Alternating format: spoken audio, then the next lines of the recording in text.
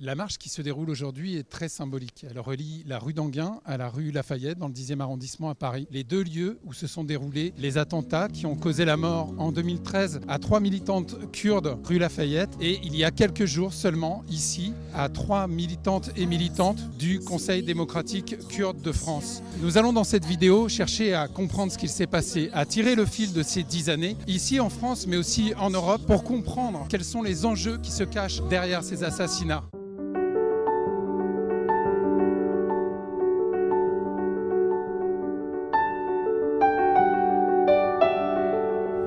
L'une des femmes assassinées en 2013 était Sakineh Jansiz.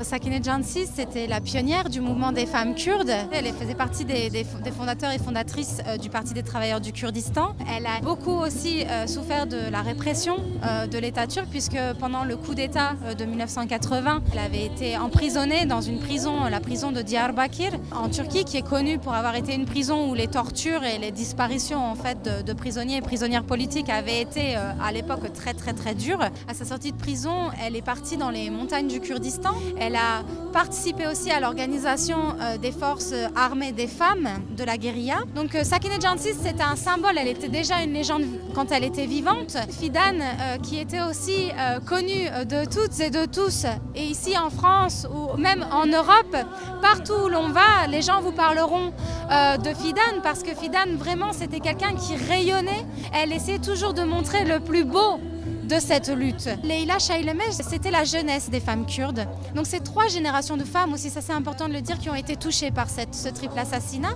On sait très bien qu'il y a des intérêts derrière, mais ce qu'on veut savoir, c'est qui planifie ces féminicides organisés. Très vite, un suspect a été arrêté, il s'appelle Ömer Güney. La police s'est aperçue que c'était la dernière personne à avoir vu Sakineh Jansiz vivante, c'était son chauffeur. Et Ömer Güney était donc un jeune homme d'une trentaine d'années, turc, qui avait grandi en France et qui avait rejoint le mouvement kurde très récemment, 2 ans avant, en disant qu'il venait d'une famille turque nationaliste, mais qui en fait était une famille kurde et qu'il était à la recherche de ses origines kurdes qui avaient été niées. Au début, les enquêteurs sont plutôt sur la piste du règlement de compte entre Kurdes. Donc au début, ça n'avance pas énormément. Et puis la juge d'instruction demande une deuxième expertise de la voiture qui conduisait. Et en cherchant un peu mieux, la police trouve derrière l'autoradio le passeport d'Ömer Güney qui était caché. Et sur ce passeport, il y a plusieurs entrées en Turquie les mois précédents les assassinats. Donc il a fait des voyages en Turquie dont il n'avait absolument pas parlé. Donc là, effectivement, ça commence à prendre une autre tournure. Début 2014, donc 1 an après le triple assassinat, là, c'est des informations qui viennent de Turquie, sont mises sur Internet, un enregistrement sonore avec 3 voix. On entend Ömer Güney qui explique comment il va s'y prendre pour éliminer des dignitaires du PKK. La même semaine, les journaux turcs reçoivent aussi une lettre un ordre de mission classé confidentiel qui est présenté comme une note étant issue des services secrets turcs, qui est daté du mois de novembre 2012, où cet ordre de mission ordonne les préparations pour assassiner Sakineh Jansiz. Donc ça, c'est des éléments qui viennent de Turquie, donc qui accréditent la thèse de lien entre le suspect présumé et une organisation, possiblement les services secrets turcs. Le mythe est actif partout, dans le monde entier. Les gens du mythe, il y en a en Uruguay, en Nouvelle-Zélande et en Norvège. Donc il faut vraiment comprendre que il y a une globalisation de ce service et une projection dans tous les pays. Sur le sol européen particulièrement, parce qu'il y a une diaspora. Donc il est très actif dans les pays où il y a une forte diaspora turque. Donc l'Allemagne, la France, et par extension, la Belgique, les Pays-Bas, la Suède, la Suisse. Voilà, c'est les principaux lieux de cette diaspora turque. Mais on voit aussi que le mythe est très actif dans les Balkans, par exemple. La Bosnie, la Serbie, la Bulgarie, tous ces pays-là. En Pologne, en Italie. Il y a vraiment une présence globale. 2013, c'est une opération couronnée de succès pour le mythe. Ils ont été beaucoup plus discrets, mais très actifs dans beaucoup d'autres affaires. Donc en Allemagne, on s'est aperçu de l'ampleur des activités d'espionnage. Un seul exemple, en 2020-2021, sur 2 ans, la justice allemande a ouvert 22 affaires d'espionnage liées au service secret turc. Ça montre une activité très importante. Les services de renseignement allemands ont, depuis plusieurs années, alerté sur cette activité des services secrets turcs sur leur sol. Alors, qui utilise, comme je le disais, à la fois les réseaux religieux. On connaît le Millî Görüş, par exemple, qui est une organisation islamiste. On a également d'autres organisations comme les Loughri, qui est une organisation paramilitaire d'extrême droite, liée donc au MHP, qui est ce parti nationaliste. Aujourd'hui, Erdogan est en train de s'appuyer sur ces réseaux-là pour renforcer son emprise sur le territoire européen. Alors ça a plusieurs intérêts pour ça. C'est d'abord le contrôle de la diaspora turque. Elles ont une fonction également électorale, puisque depuis 2014, les Turcs de l'étranger votent pour les élections nationales, donc Erdogan sait que c'est un vivier de plusieurs millions de voix pour lui. Et puis troisième avantage, c'est d'avoir un levier de négociation, un levier parfois de menace, de chantage sur les pays européens, puisque cette diaspora turque et à travers elle, les réseaux clandestins des services secrets lui permettent de peser sur le débat public européen, de s'infiltrer dans les institutions, de parfois transformer les lois. On l'a vu en Suède récemment, c'est que les pressions que la Turquie a fait sur l'entrée de la Suède dans l'OTAN ont permis à Erdogan de commencer à faire modifier à la Suède sa tradition d'asile politique, ce qui n'est pas rien quand même. La Suède, l'asile politique, bon voilà, on touche vraiment là au fondement des valeurs européennes et la Turquie a réussi à modifier ça pour se faire expulser vers la Turquie des réfugiés kurdes. Donc on voit que c'est quelque chose qui est efficace, qui fonctionne, qui a des résultats. En France, il y a aussi des tentatives d'intrusion dans les institutions religieuses, par exemple, le contrôle de l'islam de France. On sait que les Turcs se sont impliqués très fortement dans le Conseil français du culte musulman. Enfin, voilà, il y a beaucoup d'exemples qui confirment ça et qui montrent une activité extrêmement forte, même si elle est discrète, des services turcs sur le sol européen. Le peuple kurde existe entre la Turquie, la Syrie, l'Irak et l'Iran. C'est un peuple à qui on avait fait miroiter la création d'un État à la sortie de la Première Guerre mondiale, promesse qui n'a pas été tenue par les vainqueurs de la Première Guerre mondiale. Mais la revendication est d'autant plus légitime que la culture kurde est une réalité, sur les langues qui peuvent être parlées, sur les modes de vie, sur les façons de construire leur avenir. Ils donnent aujourd'hui l'exemple, notamment dans ce qu'on appelle le Rojava, c'est-à-dire le Kurdistan syrien, de la manière dont pourrait s'administrer leur territoire à l'intérieur d'un État-nation comme la Syrie ou la Turquie ou l'Irak ou voire même l'Iran. La ville de Kobané a été assiégée dès l'été 2014, avec y compris l'arrivée de djihadistes étrangers qui ont transité par la Turquie et qui, profitant des territoires tenus par Daesh à la frontière avec la Turquie, sont allés combattre là. C'est à ce moment-là que, me trouvant en Turquie, étant envoyé spécial de l'humanité en Turquie, j'ai réussi à passer à Kobané et à me retrouver avec les combattants kurdes, et la ville a failli tomber, si ce n'est que les combattants kurdes ont fait preuve d'un courage et d'un héroïsme exemplaire, aidés aussi notamment par les combattants du Parti des travailleurs du Kurdistan, le PKK, qui sont venus les soutenir, les former et finalement repousser Daesh. Le Parti des travailleurs du Kurdistan, le PKK, est aujourd'hui sur la liste des organisations terroristes de l'Union européenne et des États-Unis, et c'est une décision incompréhensible de la part de l'Union européenne quand on sait que le PKK a été un des fers de lance du combat contre Daesh. Au moment de Kobané, on a connu un grand soutien populaire en France, des manifestations énormes, avec des élus qui se sont aussi mobilisés, des élus, certains élus nationaux, des élus locaux.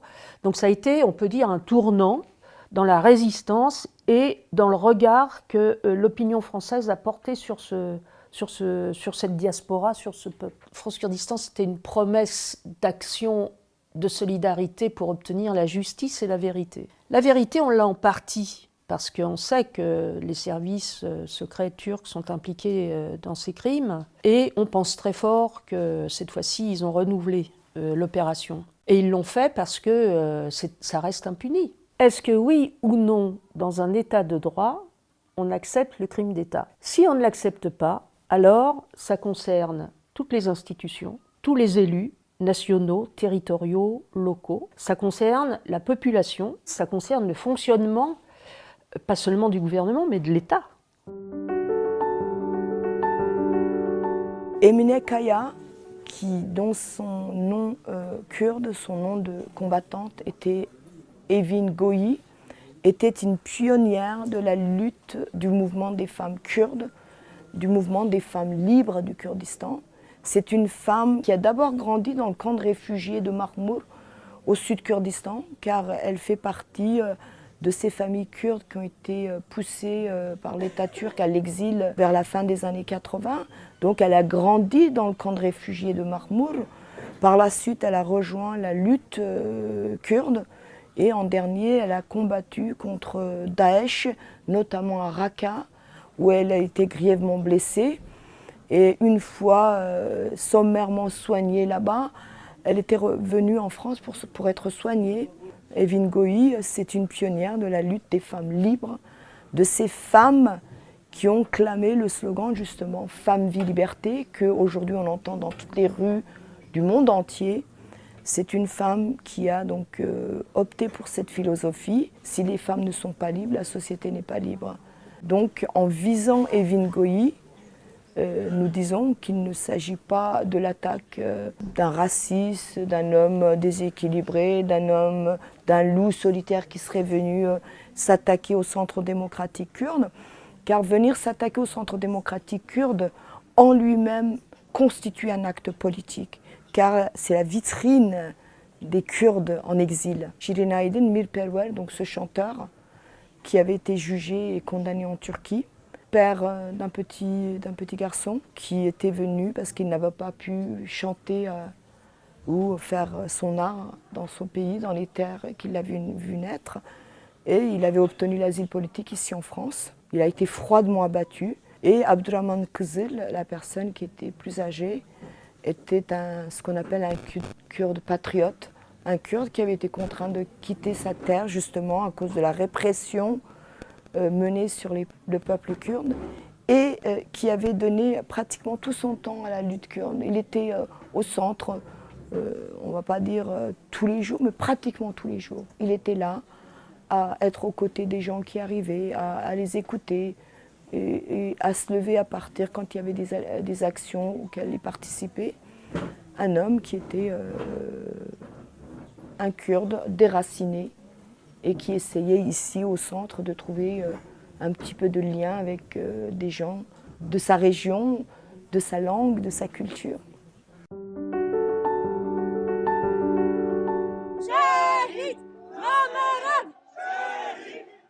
La Turquie veut nous dire ils peuvent venir nous assassiner, ils peuvent venir nous abattre, ils peuvent venir nous tuer.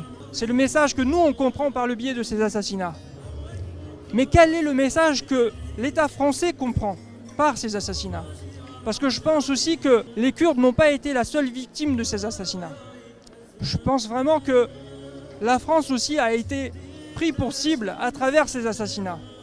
C'est la raison pour laquelle je tiens encore une fois à faire appel au gouvernement et à l'État français de faire toute la lumière sur cette affaire et de ne pas la jeter dans les oubliettes comme ça a été le cas en 2013.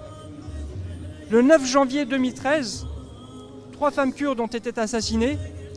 Depuis, l'affaire a été classée secret défense. Malgré la volonté du juge d'instruction qui essaye d'accéder aux documents qui sont en la possession des services de renseignement intérieurs et extérieurs, l'État français, les gouvernements successifs n'ont pas permis la déclassification de ces documents. Et on se pose la question, mais pourquoi? Pourquoi est-ce que l'État français, pourquoi est-ce que les gouvernements successifs ne souhaitent pas que ces informations qui sont en leur possession ne soient divulguées, ne soient partagées avec les autorités judiciaires? Les autorités turques font très clairement pression sur la France.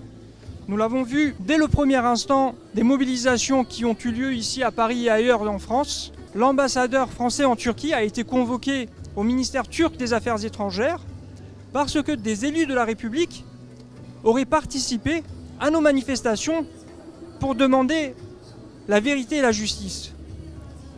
L'ambassadeur français a été convoqué parce que le ministre nous a reçus. Le ministre de la Justice a reçu des représentants du Conseil démocratique kurde en France. Imaginez-vous des autorités turques qui mettent la pression ainsi contre la France, contre les élus de la République en France. Imaginez-vous de quoi ils seront capables contre les Kurdes.